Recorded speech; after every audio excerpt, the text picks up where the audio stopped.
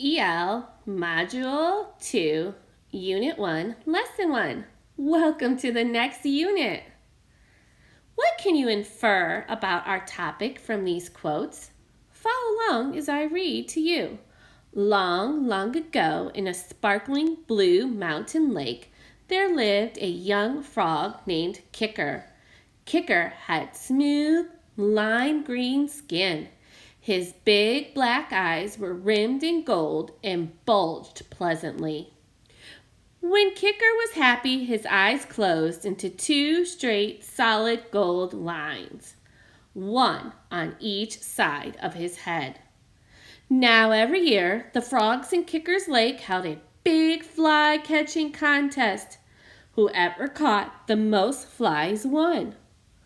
Long-legged frogs hopped everywhere, leaping and turning high in the air, opening their huge mouths and snapping them shut.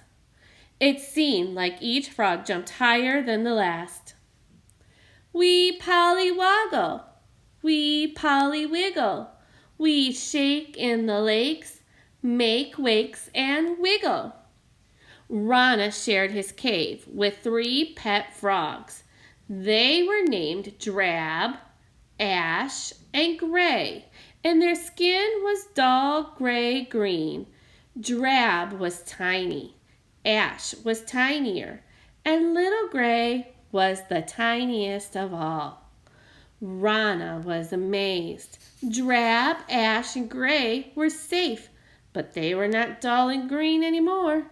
Drab was ruby red with flecks of gold. Ash was bright sapphire blue with streaks of black. Gray looked like a shimmering rainbow.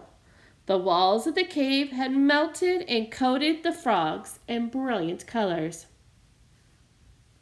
Adaptations in the wide world of frogs. What strategies did you use for inferring? What an excellent strategy. I like that you used the context of the story to help you infer. What patterns or themes did you notice in all of the mystery quotes? Yes, we seem to be all talking about frogs. In this descriptive words, what topic will we be studying throughout this module? Right, I think frogs too. What kinds of texts will we be reading and writing in this unit? Ooh, maybe informational. Right on. Amphibians. Here is a short video that you can watch on your own to learn more about amphibians. Guiding questions. What do experts do? How do I build expertise on a topic? And how do frogs survive?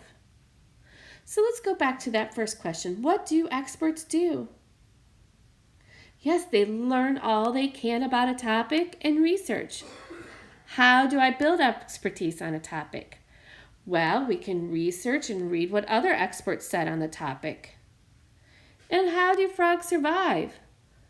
Right, we learned from that video that frogs need water to survive because they have small lungs and they use that water to help them breathe. Working to contribute to a better world. So, habit of character.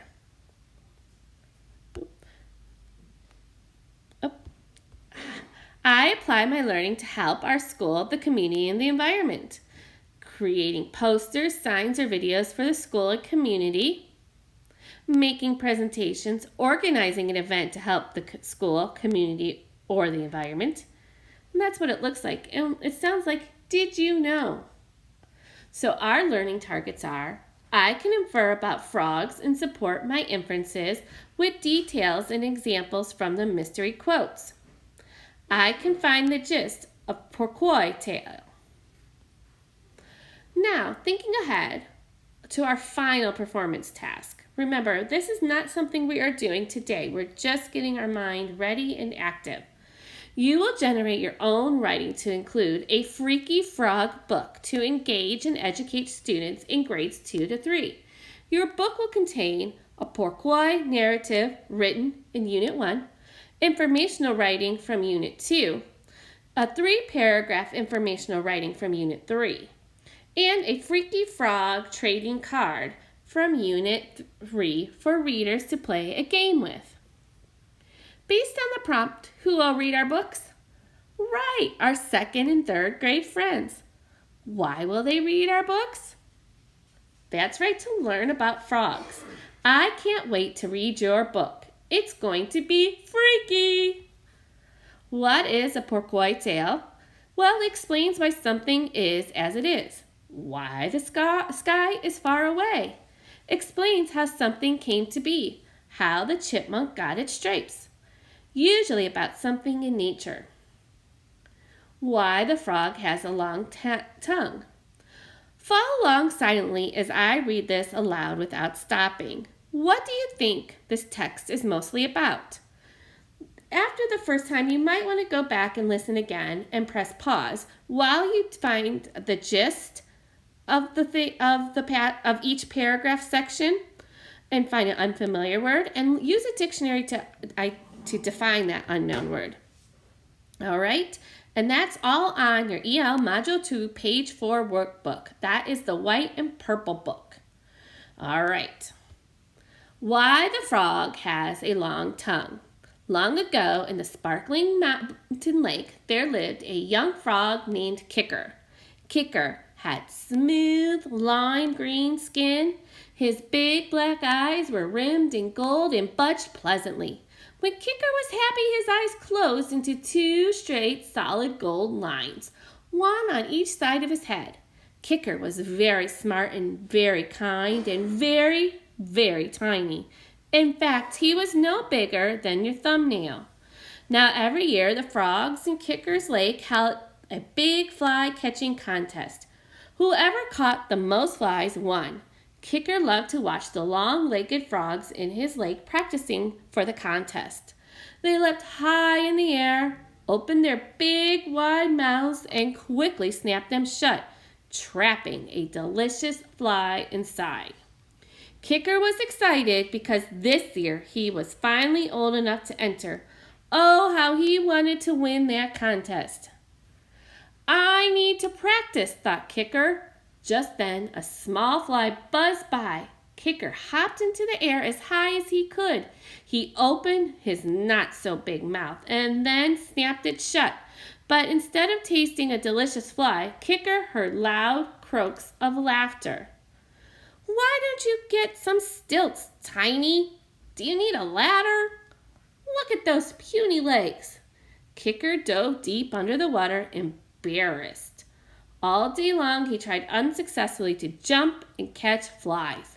What can I do? Kicker thought. My little legs will never be able to hop as high as those bigger frogs. All day long Kicker tried to jump up and catch flies, but he didn't catch a single one. He felt terribly sad. His legs were sore and his mouth was parched from snapping open and shut. He reached his long tongue into the lake for a cool drink. Just then, Kicker had an idea, a very clever idea. He slowly swam over to a quiet part of the lake, still thinking about his wonderful idea. He knew now what he had to practice, and practice he did, day after day, working his muscles until he was strong and skilled. Finally, the day of the contest arrived.